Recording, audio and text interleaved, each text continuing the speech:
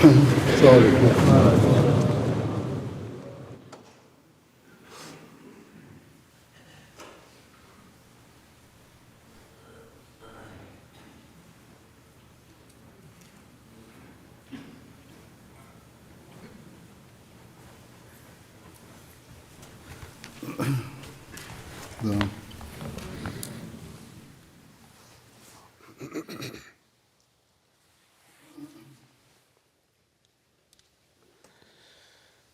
الله أكبر.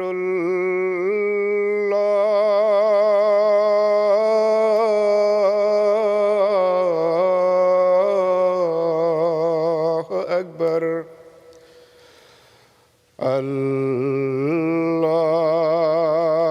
أكبر.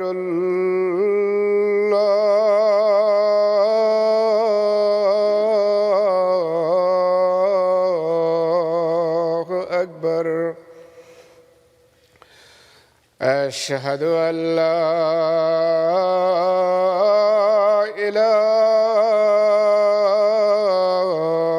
إله إلا الله. أشهد أن لا إله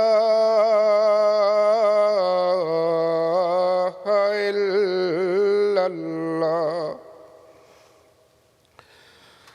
أشهد أن محمدًا رسول الله.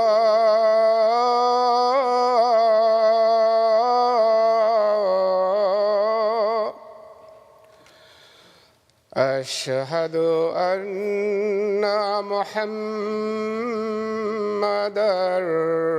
رسول الله. حي على الصلاة.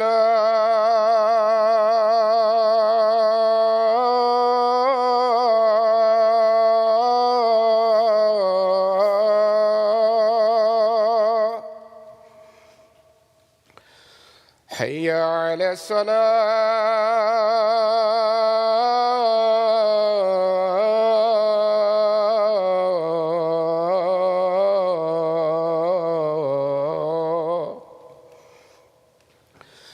حي على الفلاح.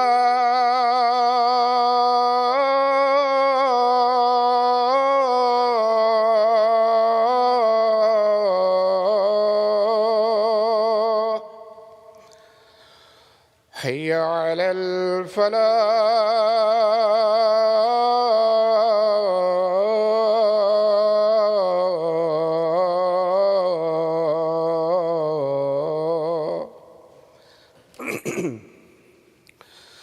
الله أكبر.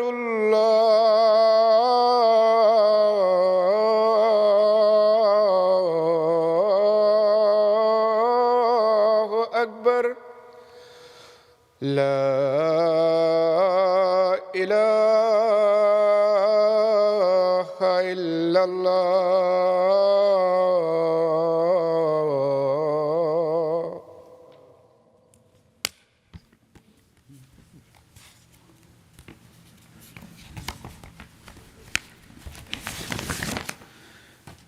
السلام عليكم ورحمة الله. أشهد أن لا إله إلا الله وحده لا شريك له وأشهد أن محمدًا عبده ورسوله. أما بعد فأعوذ بالله من الشيطان الرجيم. بسم الله الرحمن الرحيم. الحمد لله رب العالمين. الرحمن الرحيم. مالك يوم الدين. إياك نعبد وإياك نستعين. اهدنا الصراط المستقيم. صراط الذين أنعمت عليهم غير المغضوب عليهم ولا الضالين. Os exemplos mais evidentes de seguir o modelo do santo profeta Muhammad, que paz esteja sobre ele, são vistos nesta era em seu servo verdadeiro, o Messias prometido, o Mahdi, designado Hazrat Mirza Ghulam Ahmad, que paz esteja sobre ele. Nos sermões anteriores foram mencionados os aspectos da adoração do santo profeta, bem como seus conselhos aos seus seguidores sobre a forma correta de adorar a Deus e os métodos de lembrar-se dele. Hoje apresentarei alguns relatos da vida do Messias prometido, alayhi salam, que demonstram como ele seguiu fielmente o exemplo de seu mestre, o santo profeta Muhammad, que paz esteja sobre ele, e que chegaram até nós.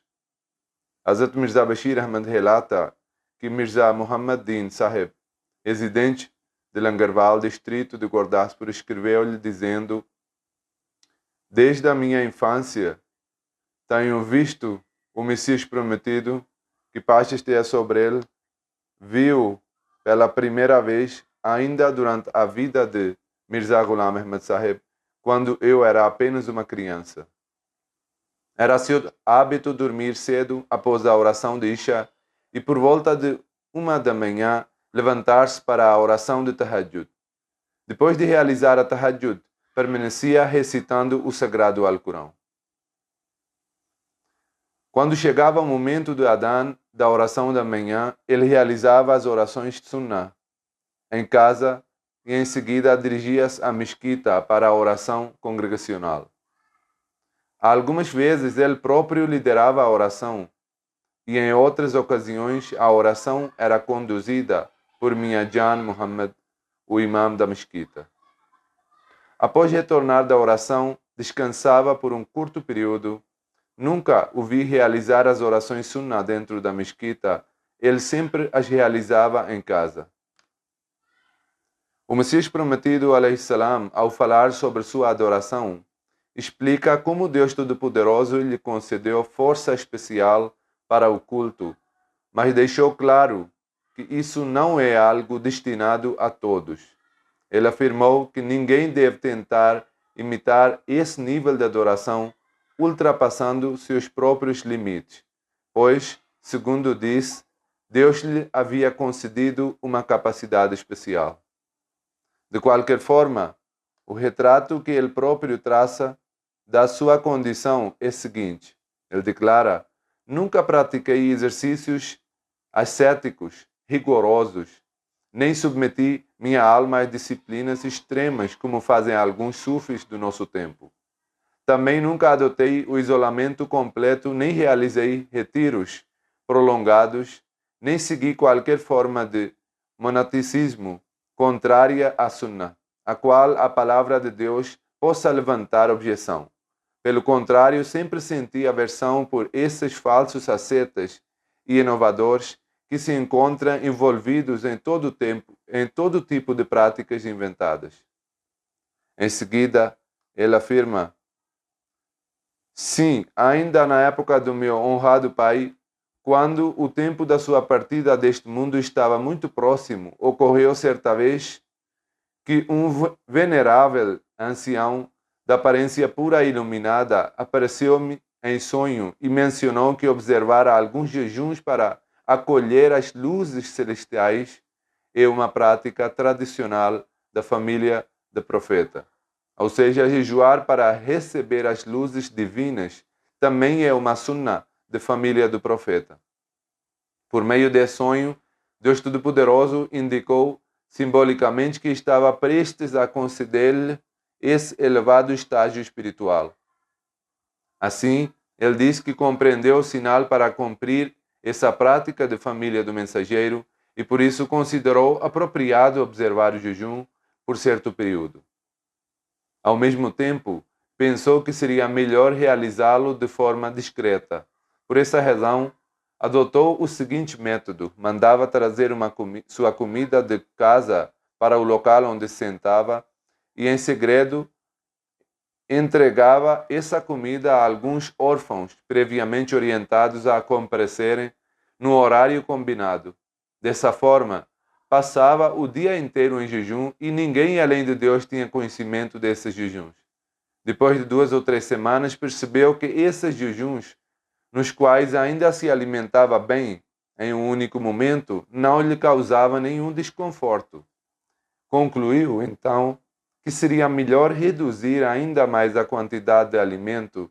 Assim passou a comer cada vez menos, até chegar ao ponto de se sustentar durante todo o dia e a noite apenas com um único pão. Continuou reduzindo gradualmente a alimentação até que, após período de um dia, sua nutrição se limitava a apenas a alguns poucos pedaços de pão. Em um dia inteiro, consumia apenas uma pequena quantidade de alimento. Ele afirma que manteve esse regime por aproximadamente 8 ou 9 meses. Apesar dessa extrema escassez de alimento, algo que nem mesmo uma criança de 2 ou 3 meses conseguiria suportar, Deus Todo-Poderoso o preservou de toda a calamidade e aflição. Entre as maravilhas desses jejuns que ele vivenciou, destacam-se as sutis revelações espirituais que lhe foram concedidas naquele período. Assim, ocorreram encontros com alguns profetas do passado, bem como elevados santos desta umma que já haviam falecido. Ele relata ainda que certa vez, em pleno estado de vigília, teve a visão de nobre mensageiro de Allah, que paz esteja sobre ele, juntamente com Hassan, Hussein e Ali, e também de Fátima, que Allah esteja satisfeito com todos eles. Ele enfatiza que isso não foi um sonho, mas uma experiência em estado consciente, semelhante à vigília.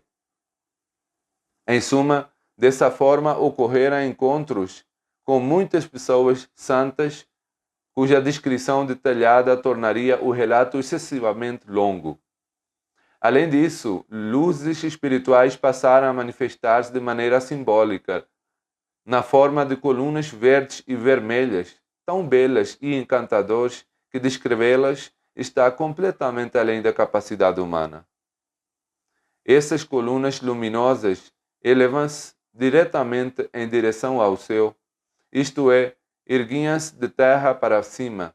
Algumas eram de um branco resplandecente e outras tinham a tonalidade avermelhada.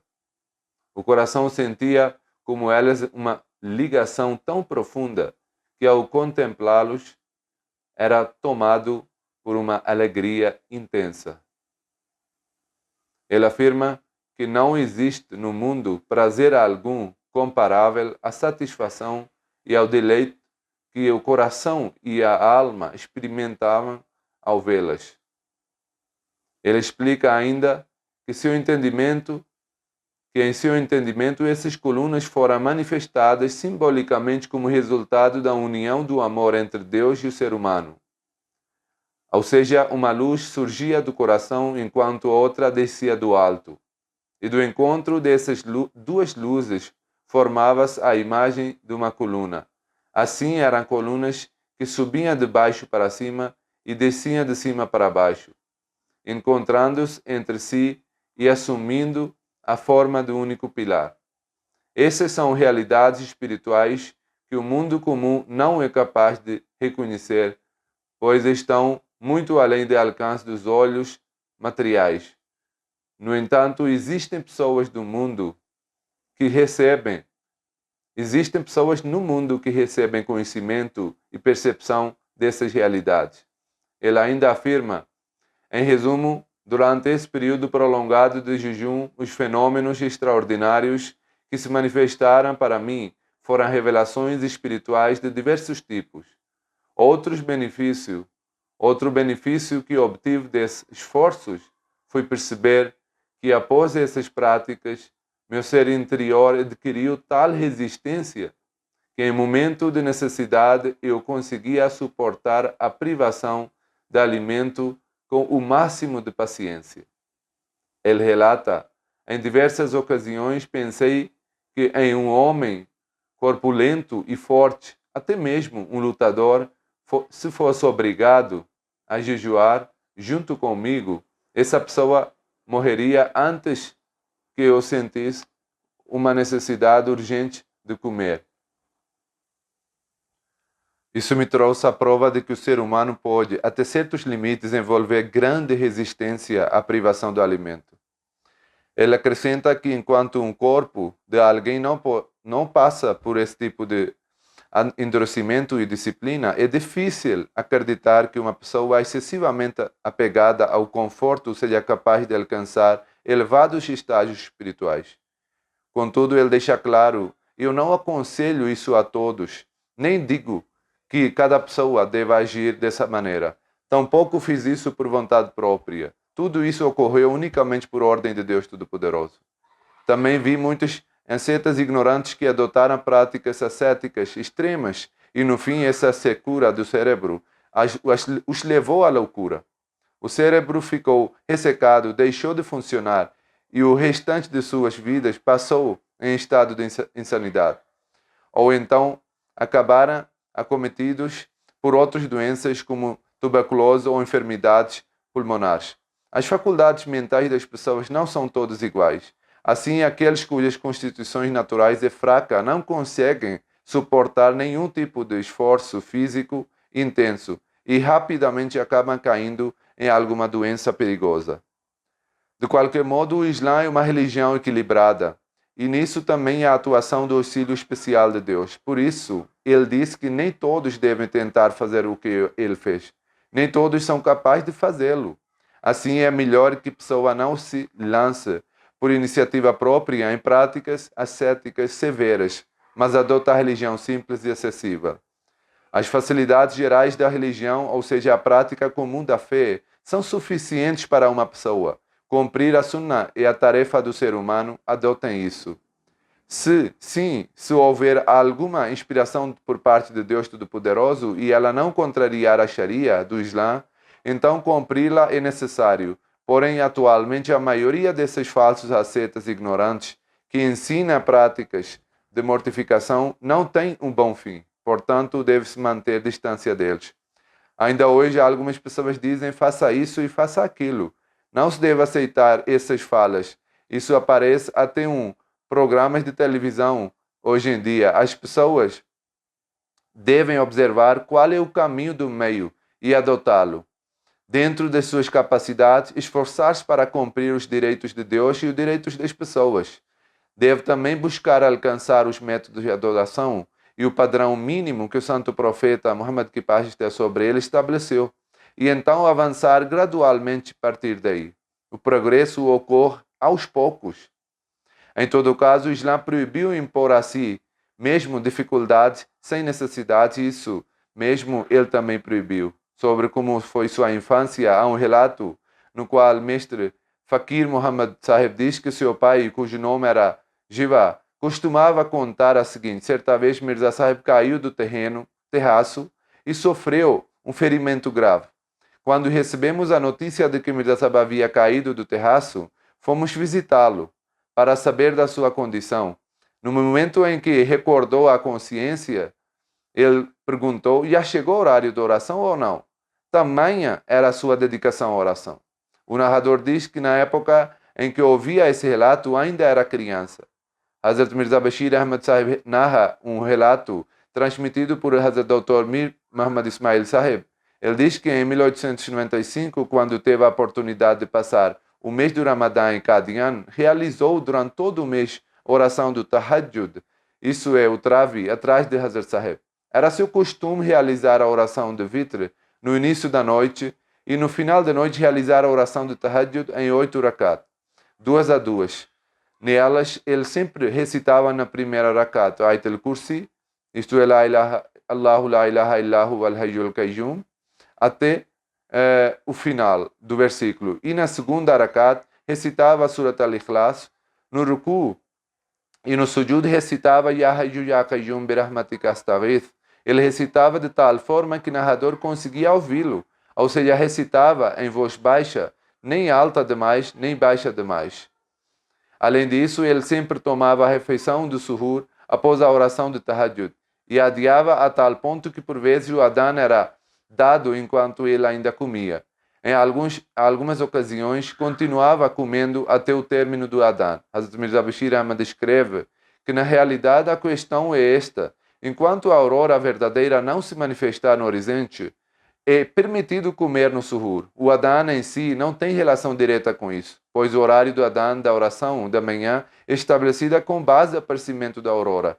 Por isso, as pessoas geralmente entendem que o adhan do suhur marca o fim do tempo para comer. Ele deu exemplo de que em Qadian, como o adhan da manhã é dado assim que a aurora verdadeira surge, é possível que às vezes pessoas erram, seja dado um adhan um pouquinho antes. Nessas situações, o Messias Prometido não dava grande importância ao adhan e continuava comendo, até a aurora verdadeira ficasse claramente evidente.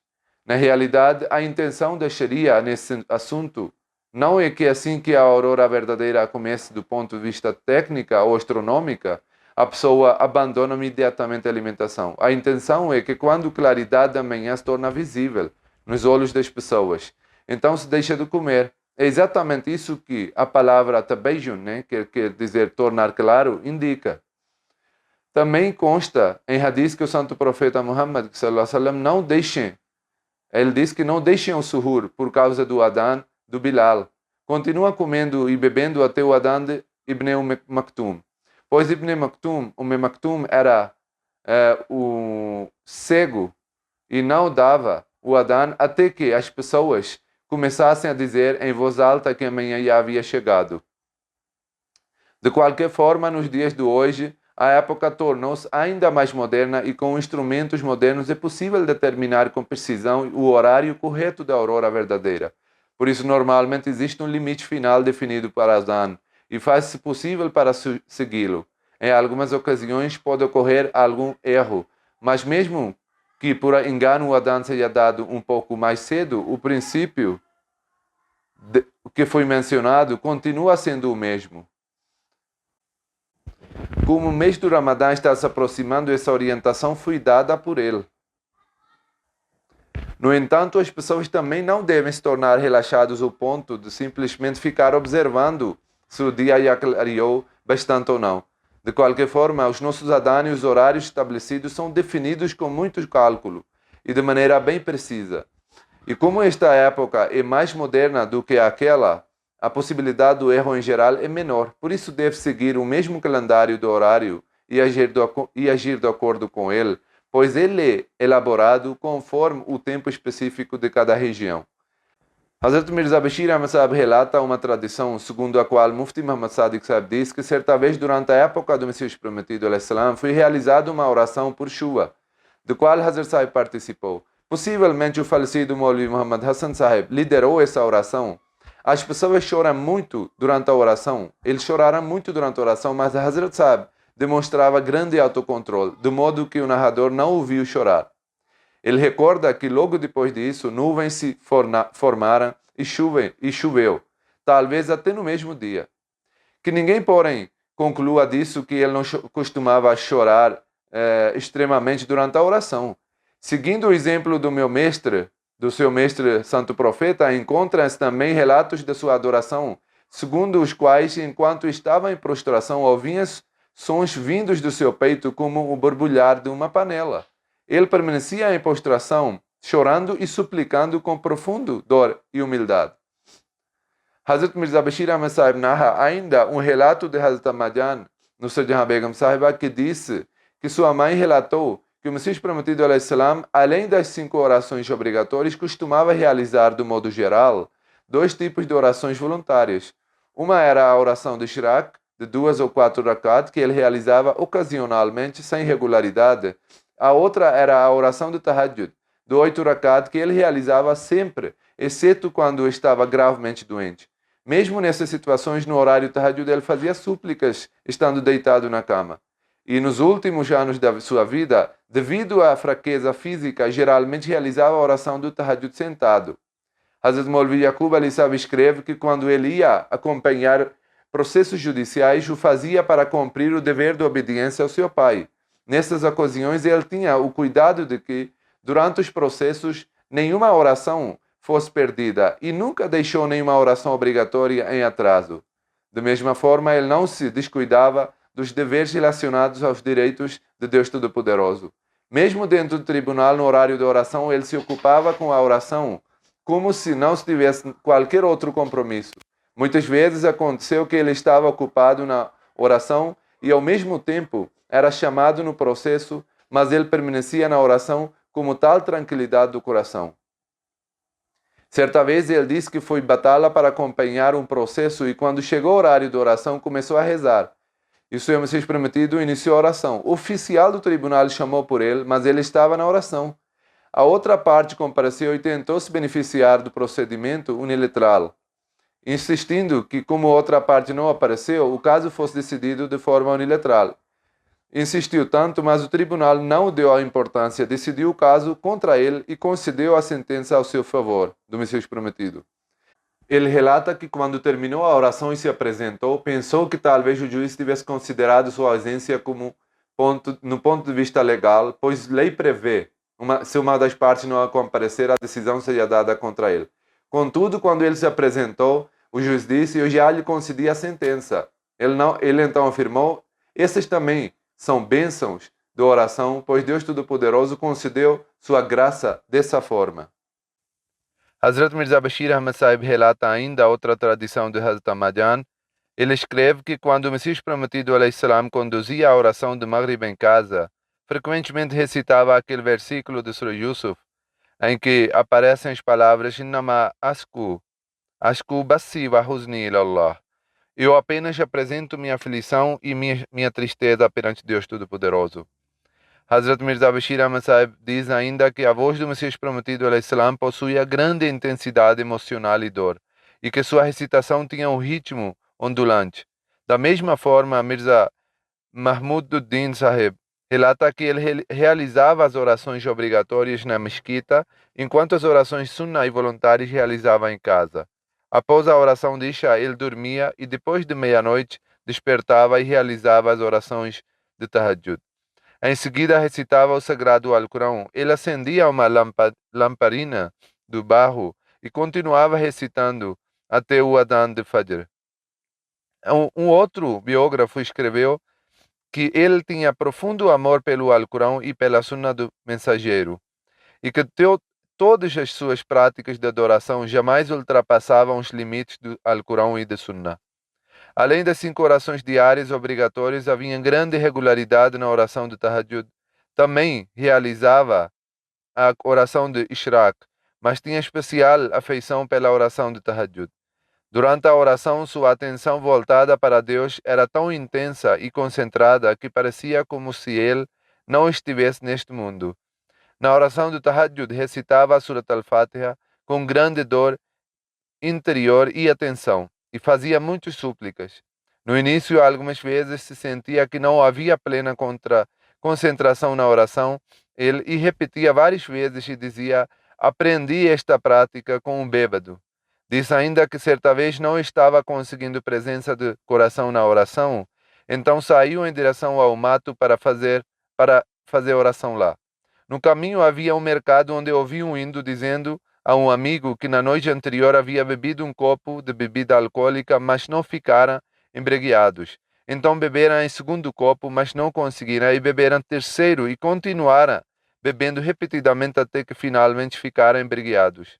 Ele dizia que então pensou: eu também repetirei a oração continuamente até que alcance a embriaguez espiritual. As orações obrigatórias, obviamente, não podem ser repetidas dessa forma, por isso sua atenção estava voltada para as orações voluntárias. Dizia que repetia alcançar esse estado de embriaguez, isso é presença plena do coração. Além da oração, sua prática constante consiste na recitação do sagrado Alcorão de Durud Sharif, que é invocar as bênçãos para o Santo Profeta, e do Istighfar, pedido de perdão. Seu amor pelo sagrado Alcorão era profundo. Ele o recitava dia e noite, ao levantar-se ou sentar-se, enquanto caminhava, chorava intensamente, como já foi mencionado antes.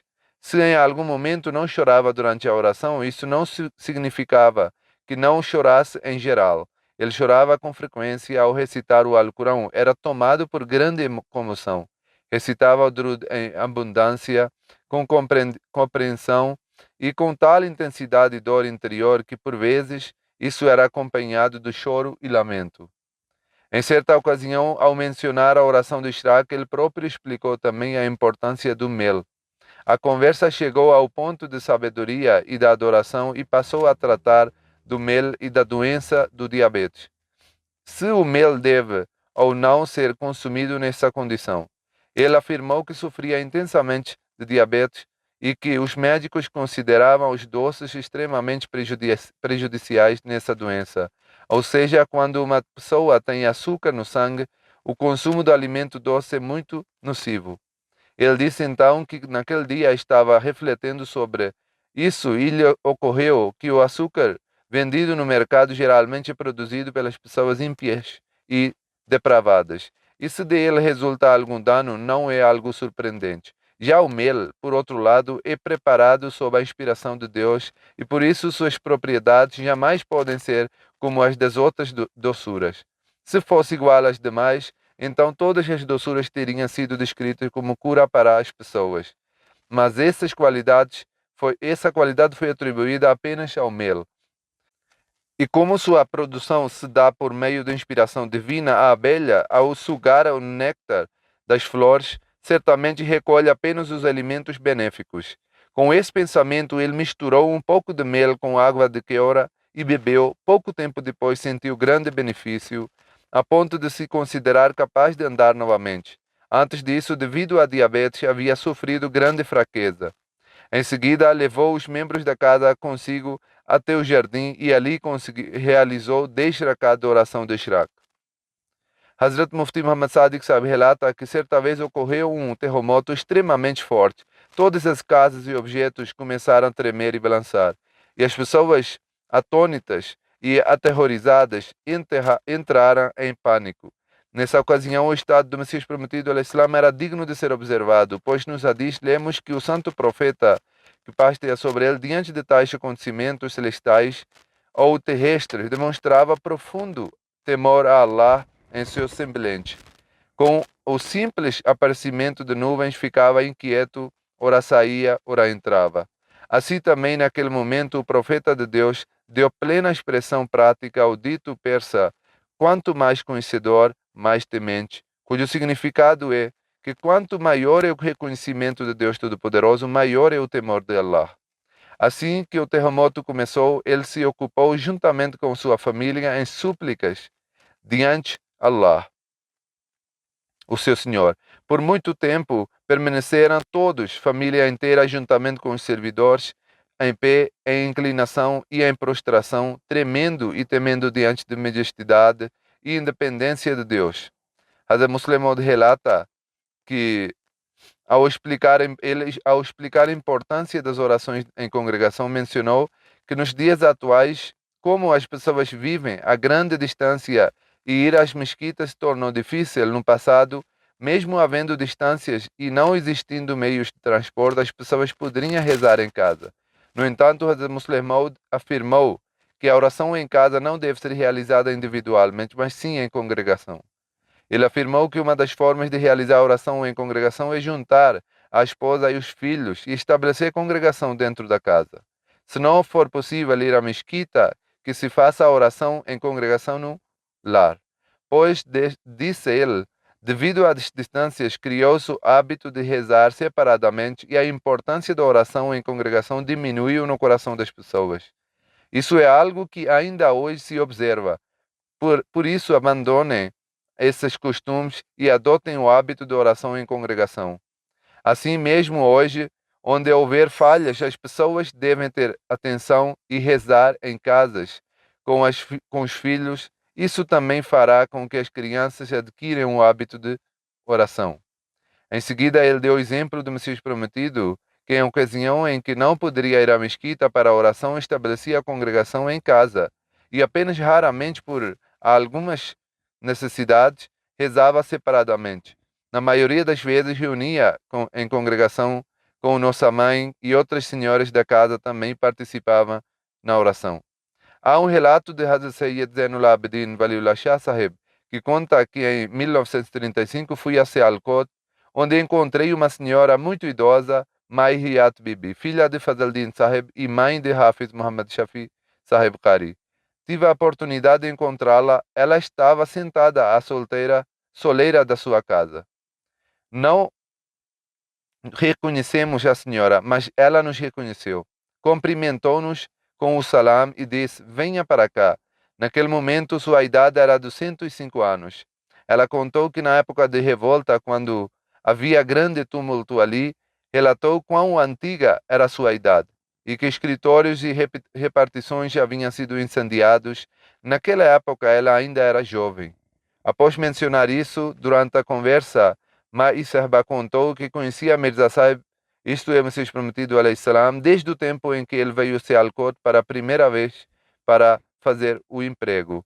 Diz que, naquela época, Mirza Sahib tinha uma idade em que o rosto ainda mostrava os primeiros sinais de barba, que ainda não estava completamente formada. Depois de chegar a Sialkot, Hazrat Mirza Sahib foi à casa do meu pai, chamou e disse: minha Fazaldin Sahib, conceda-me para residência a sua outra casa. Ele pretendia alugá-la. Meu pai abriu a porta e ele entrou. Água, uma cama, um tapete de oração e outros itens foram providenciados e meu pai também acomodou os pertences do Mirza Sahib. Era seu costume que quando voltava do fórum, o Messias Prometido al Islam primeiro chamasse meu pai e levando-o consigo entrasse na casa. Mirza Sahib passava a maior parte do tempo em convivência com meu pai. Seu alimento também era preparado na nossa casa. E era meu pai que levava a comida. Mirza Sahib entrava na casa e fechava a porta. E no pátio, ele permanecia recitando o sagrado Alcorão. Meu pai costumava relatar que enquanto recitava o Alcorão, por vezes Mirza Sahib caía em prostração, fazendo longas prostrações e chorava tanto que o chão ficava molhado. Ao relatar os acontecimentos ligados ao Messias Prometido al Islam, Mai Sahba repetiu diversas vezes, dizendo que eu me sacrifique por seu nome. Ela fez esse relato na presença do seu filho.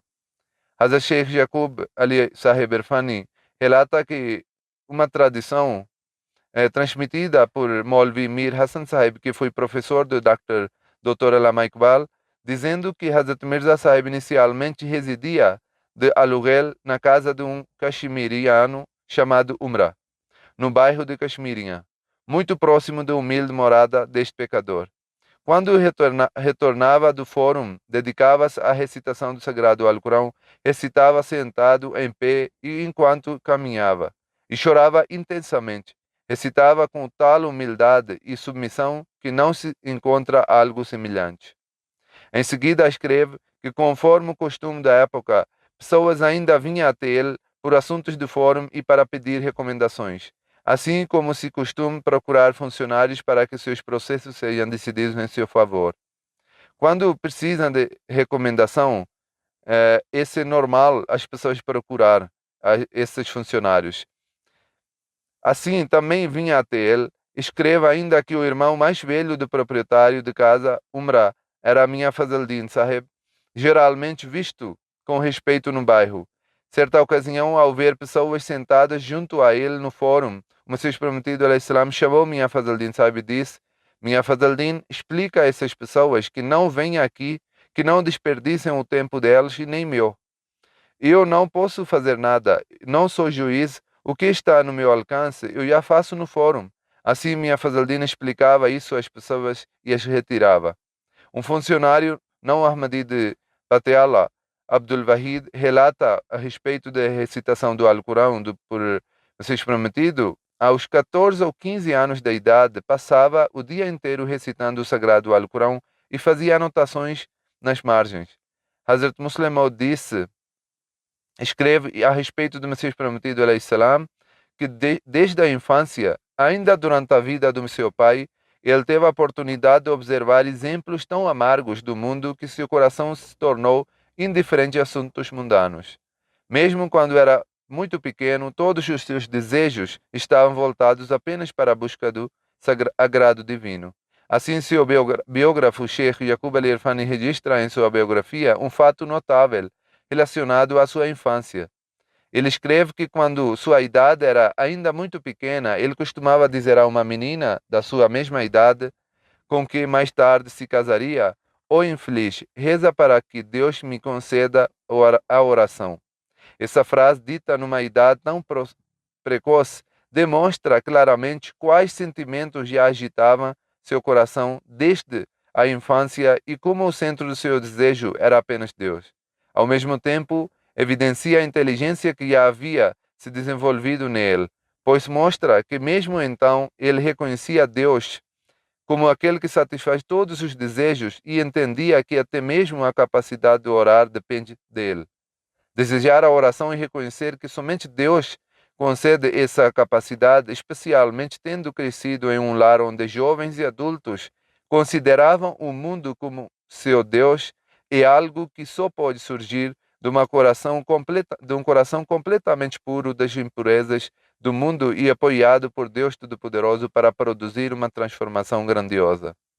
Hazrat Mufti Muhammad Sadiq Sahib, radiallahu anhu, relata que o Messias Prometido salam disse: "Desde a infância tenho o hábito de jejuar. Certa vez, quando criança, jejuei e adoeci, mas depois observei 29 jejuns completos sem qualquer dificuldade.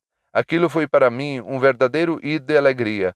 Os jejuns possuem bênçãos especiais, assim como cada fruta tem um sabor distinto.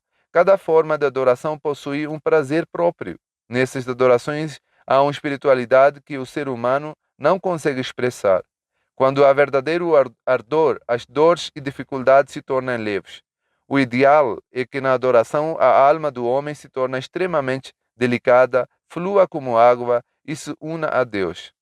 O conhecido líder Zafar Ali Khan, através do seu pai Molvi Sirajuddin, editor do jornal Zemindar, escreve sobre as atividades do Messias Prometido durante sua permanência em Sialkot. Em 1877, tivemos certa noite a honra de ser hóspedes em sua casa, em Qadian. Mesmo naquela época, ele estava tão absorvido em adoração e devoção que conversava muito pouco até mesmo com os convidados. Hazrat Mirza Bashir Ahmad relata ainda outro episódio. Hazrat Bhai Abdurrahman de Qadian narra que um dia antes do Eid do Adha de 1900, que correspondia ao dia de Hajj, o Messias Prometido salam disse para Hazrat Maulvi Nuruddin que desejava passar aquele dia do Hajj dedicado às orações especiais. Por isso pediu que os amigos que quisessem solicitar oração enviassem seus nomes organizados em uma lista. Assim, Hazrat Baijan relata que naquele dia, em grande número, pedidos de oração chegaram ao Messias Prometido salam por intermédio de Hazrat Maulvi Nuruddin. E alguns companheiros também enviaram diretamente pedidos de oração por escrito ao seu serviço. Como naquela época, por ocasião do Eid, muitos amigos de localidades externas costumavam vir a Qadian para participar da oração do Eid e ter a honra de encontrar com o Messias Prometido, ele também se unira a esse impulso espiritual. Dessa forma, aquele dia em Qadian foi marcado por orações especiais, súplicas extraordinárias e grandes bênçãos. O Messias Prometido, salam, descrevendo o estado que surgiu em seu coração em relação à oração em congregação, disse em uma reunião: "A condição da minha cabeça ainda hoje não está boa. Sinto tonturas." Ou seja, ele sofria de enxaqueca. Quando chega o momento da oração em congregação, passa-me pela mente que toda a congregação estará reunida e eu não estarei incluída nela, que as pessoas estarão reunidas e a oração de congregação estará realizada e eu não participarei, e isso me causa grande tristeza. Por isso venho caminhando com dificuldade, tropeçando e quase caindo. Hoje também há tonturas, mas de qualquer forma, caindo e levantando, consegui chegar à mesquita. Ele acrescentou que com esforço acabava sempre indo à mesquita e que isso não acontecia apenas uma vez, mas repetidas vezes, e que naquele dia também era assim. Mesmo nos dias de enfermidade, havia esforço para realizar a oração em congregação. Hazrat Maulvi Abdul Karim Sahib de Sialkot afirma que o local onde normalmente se encontrava com ele era a mesquita. Se não estivesse doente, ele realizava regularmente as 5 orações diárias em congregação e insistia enormemente na oração coletiva. Ele disse repetidas vezes: nada me causa mais tristeza do que a oração não ser realizada em congregação. Maulvi Sahib escreve ainda que se recorda de que nos dias em que havia pouca circulação de pessoas, ele expressava grande anseio, dizendo: quem dera eu tivesse ao menos uma pequena congregação com a qual pudesse realizar 5 orações diárias. E dizia que estou ocupado em oração e que tinha esperança de que Allah Todo-Poderoso aceitaria minha súplica. Ele escreve agora que hoje isso é uma grande graça de Deus Todo-Poderoso. No momento em que Maulvi Sahib registrou esse episódio, ele escreveu sobre aquele tempo, dizendo que por graça de Deus o número de fiéis que realizavam a oração era de 80 ou 90. Mas hoje, pela graça de Allah, temos mesquitas em todos os países. Portanto, devemos nos esforçar para manter nossas mesquitas frequentadas, realizando as 5 orações diárias e procurando cumprir cada oração em congregação. O Maulvi Sahib escreve que após cumprir a oração obrigatória, ele se retirava imediatamente para o interior e se ocupava com o trabalho de escrita. Depois da oração de Maghrib, permanecia sentado na mesquita e refeição também era feita ali mesmo, junto com os companheiros. E depois do Isha, ele recolhia-se ao interior. Hazrat Abdul Sattar Sahib relata que antes da proclamação do Messias Prometido, quando a pequena mesquita Mubarak havia sido construída, o Messias Prometido conduzia as orações de Zohar, Asr, Maghrib e Isha em congregação. Éramos apenas 3 pessoas que oravam junto, Minha Gulab, Abdul Sattar e Minha Jan Muhammad, que atuavam como seguidores na oração. A maneira como Hazrat Sahib realizava a oração permanece viva na minha memória. Ele realizava cada oração no seu tempo correto, com humildade, submissão e súplica, como uma criança que, chorando diante dos pais, pede algo. Esse tipo de oração causava grande impacto nos corações de nós que seguíamos atrás dele. Essa foi a primeira lição que nós recebemos. Quando Hazrat Sahib terminava a oração e sentava, costumávamos olhar para o seu rosto, que era luminoso e atraía profundamente os nossos corações. Pir Sirajul Haq Nomani Sahib relata que as orações fúnebres conduzidas por sua santidade eram, subhanallah, extremamente belas, organizadas e plenamente de acordo com a Sunnah. Centenas de vezes ocorreu a este humilde servo que ele conduzisse orações fúnebres, tanto presentes quanto ausentes, e que eu as realizasse atrás dele. Há um episódio em que Minha Jan Muhammad, falecido e perdoado de Qadian, veio a falecer. Sua santidade, o imã prometido, acompanhou o cortejo fúnebre. O falecido estava entre seus devotos, amantes e dedicados seguidores. A sua santidade tinha grande afeição por Minha Jan Muhammad. Sua santidade, que paz tenha sobre ele, por mais ocupado e sem tempo que estivesse, quando esse falecido chegava, deixava todos os seus afazeres e se encontrava com ele. Em suma, quando o corpo do falecido foi levado ao cemitério, sua santidade conduziu a oração fúnebre e ele próprio foi o imã.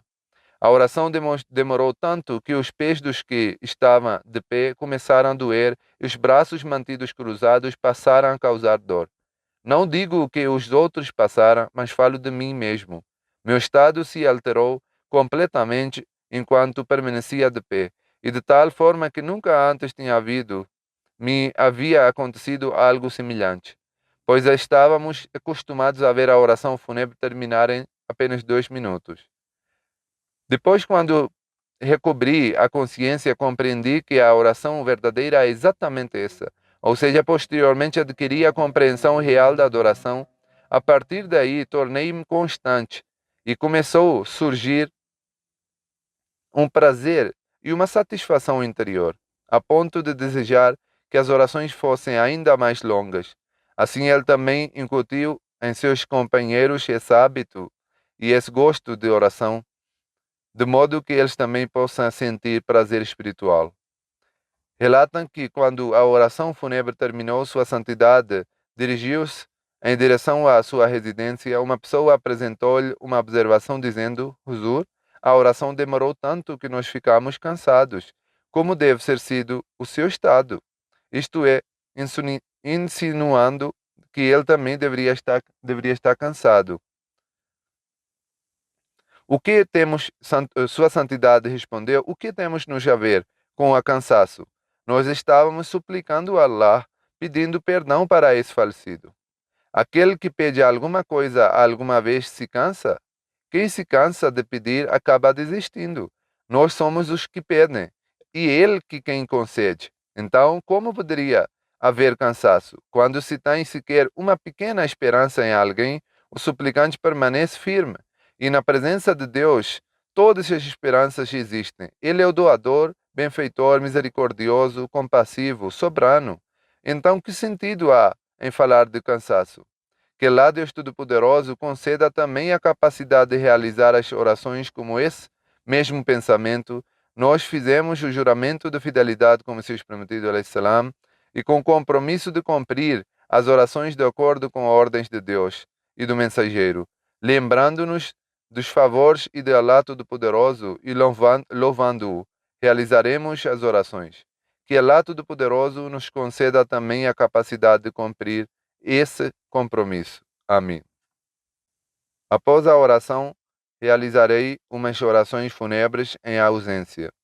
A primeira é da respeitada Amatul Sharif Sahiba, esposa de Mahmoud Ahmad Bhatt, de Darinyavala, Naroval, que faleceu recentemente aos 84 anos de idade. Inna lillahi wa inna ilaihi rajiun. Pela graça de Allah, ela era múcia, era filha do companheiro do Messias prometido, Hazrat Maulvi Umar Din Sahib, e era natural de Shadival, distrito de Gujarat.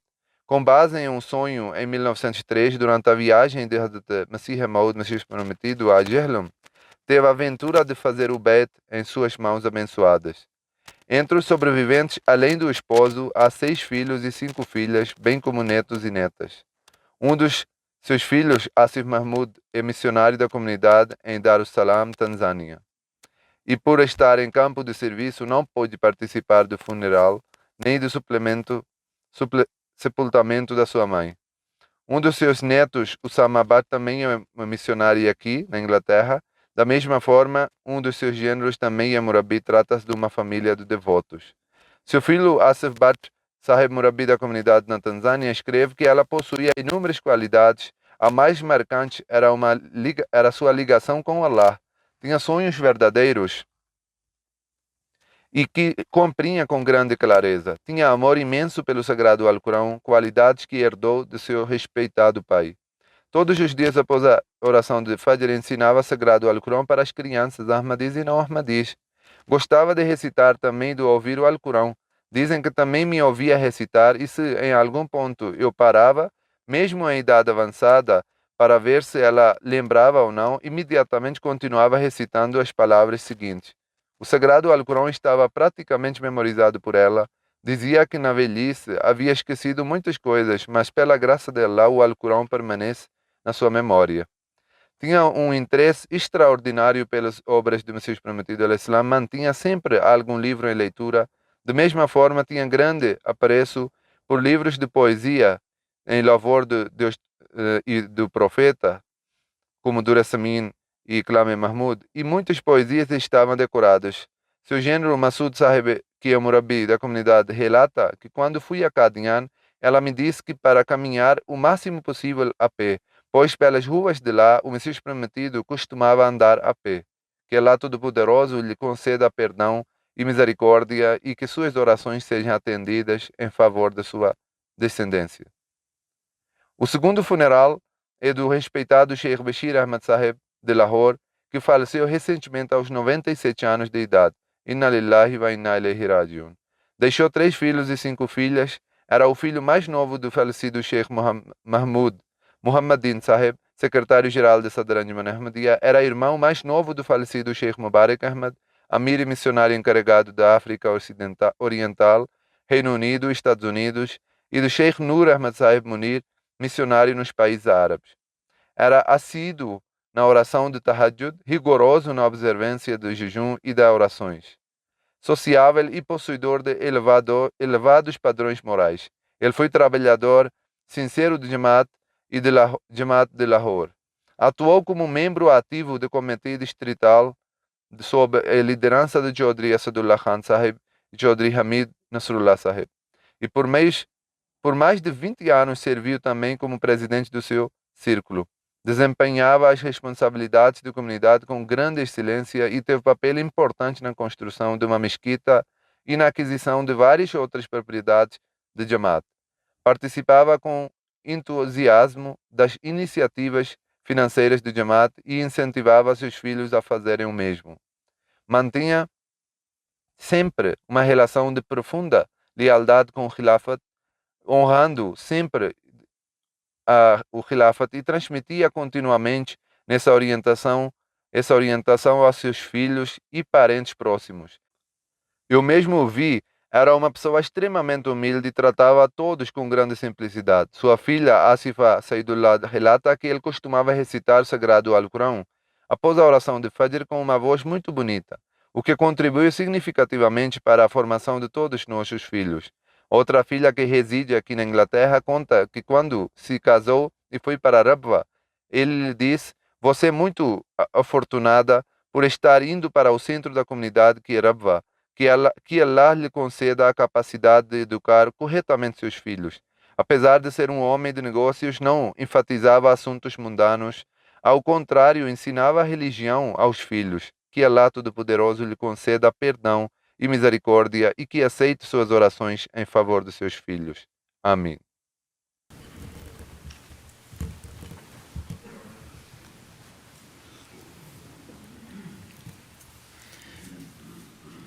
الحمد لله نحمده ونستعينه ونستغفره ونؤمن به ونتوكل عليه ونعوذ بالله من شرور أنفسنا ومن سيئات أعمالنا من يهده الله فلا مضل له ومن يضلله فلا هادي له ونشهد أن لا إله إلا الله ونشهد أن محمدا عبده ورسوله عباد الله رحمكم الله إن الله يأمر بالعدل والإحسان وإيتاء ذي القربى وينهى عن الفحشاء والمنكر والبغي يعظكم لعلكم تذكرون اذكروا الله يذكركم وادعوه يستجب لكم ولذكر الله أكبر